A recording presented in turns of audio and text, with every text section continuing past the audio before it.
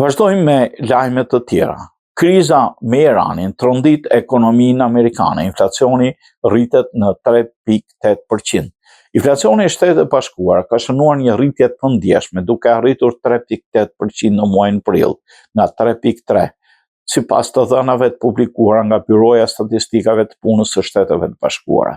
Sipas raportit zyrtar, rritja lidhet kryesisht me shtrëngimin e karburanteve dhe naftës, ndikuar nga tensionet e përshkallëzuara me Iranin.